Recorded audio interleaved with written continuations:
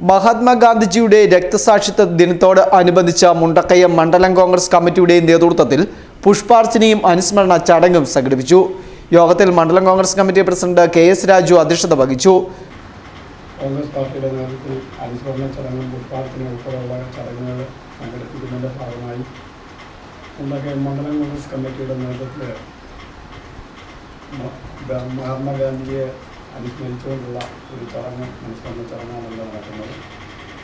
നമുക്കറിയാം, ഗാന്ധിജി ആരായിരുന്നു എന്ന് ആരോടും പറയേണ്ട കാര്യമില്ല. ഏതൊരു കൊച്ചുകുട്ടിയോട് ചോദിച്ചാൽ പോലും വളരെ കൃത്യമായി അതിന് ഉത്തരം പറയാൻ കഴിയുന്ന സാഹചര്യമാണ്.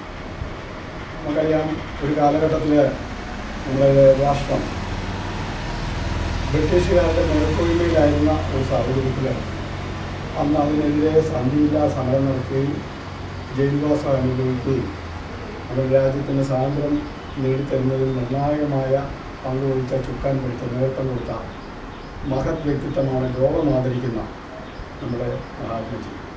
ഗ്രാമപഞ്ചായത്ത് president Susamma Mathew, Naushad Illikkal, KK Janardhanan, TT Sabu, TJ Johnson, Jomi Mathew, Thomas Koshy, Rajani Shaji, Mariyamma Antony, Aneeta Mol Antony, Babitha, Geetha, Ponnamma, Aravindakshan തുടങ്ങിയവർ പ്രസംഗിച്ചു.